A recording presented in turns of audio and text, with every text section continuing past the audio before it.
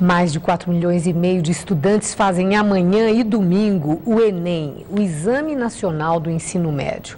O repórter José Luiz Filho está num cursinho pré-vestibular e tem mais informações. Muito boa noite, Zé Luiz. Bom, eu imagino que o que mais interessa agora a essa multidão de jovens são as dicas de como se comportar na hora da prova. O que é que você tem a recomendar, Zé Luiz, a 4,5 milhões de estudantes? Boa noite, Maria Lídia. A primeira recomendação é que o estudante não esqueça um documento original com foto, o cartão de confirmação da inscrição e também uma caneta esferográfica de tinta preta como esta e tubo transparente. Isso porque a Justiça Federal não autorizou e indeferiu um pedido do Ministério Público Federal do Espírito Santo que pedia a liberação de borracha, lápis e também relógios para o uso dos estudantes. Está aqui comigo o professor e coordenador de cursinhos, Alberto Francisco do Nascimento, que vai dizer para a gente quais são outras recomendações, além dessa recomendação de levar a caneta esferográfica, o documento e também o cartão de confirmação. Tem outras recomendações, né, professor? Eu recomendo que leve mais de uma caneta, porque se uma pifar, tem a segunda. E recomendo também que o candidato almoce antes de fazer a prova. Fazer prova com o estômago vazio, o raciocínio não funciona bem. E um cuidado muito importante, chegar ao local de prova com muita antecedência. Lembrando que cada local é um ponto de congestionamento. Então, os portões serão abertos às 12h30 e fechados às 12h55. A prova começa às 13 horas. Então, você deve tomar cuidado para não chegar atrasado. Se chegar atrasado, 1 minuto, você já não faz a prova. Outra coisa muito importante, a prova tem 90 testes no sábado e dura 4h30. Portanto, são 3 minutos, exatamente 3 minutos para cada teste.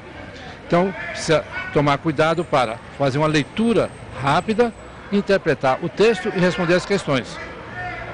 Deve marcar as respostas imediatamente na folha de resposta. Professor, agora tem um detalhe com a prova de línguas, né? São 2 provas que estarão no mesmo caderno. Como é que funciona isso? Isso é no segundo dia, que tem matemática e linguagens. Aí tem a novidade que entrou inglês ou espanhol. Isso foi a opção que o candidato fez no ato da inscrição. Nesse caso, ele deve responder as questões da língua que ele optou. Não pode trocar a língua estrangeira. Se trocar, a prova não é corrigida.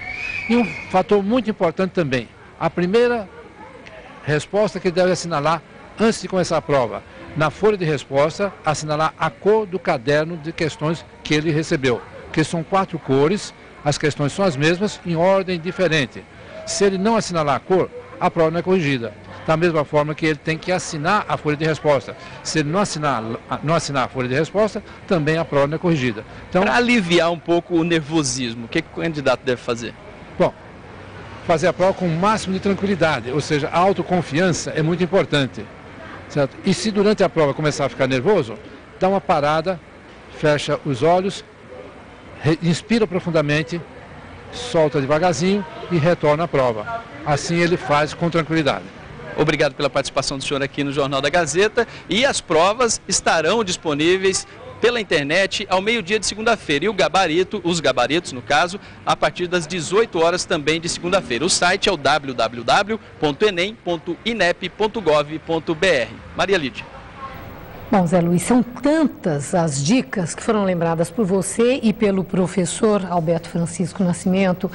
A minha pergunta é se algumas dessas dicas, elas parecem simples, mas como elas são importantes, né? Desde a ideia de levar 2 canetas, se uma falhar. Mas a questão, por exemplo, da sinalização no caderno da prova, da cor, que é um detalhe. Haverá lembrete de alguma dica como essa, operacional, para o aluno na hora da prova, para que a prova dele possa ser corrigida pelo sistema, que não haja esse tipo de erro funcional, digamos? Professora, a Maria Lídia pergunta o seguinte: existe indicações na prova, ou o monitor que estará na sala vai indicar onde tem que fazer a anotação correta no rascunho, onde preencher, para que o aluno esteja realmente informado e não corra o risco de errar? Não existe folha de rascunho. O aluno deve fazer rascunho na própria caderno de questões.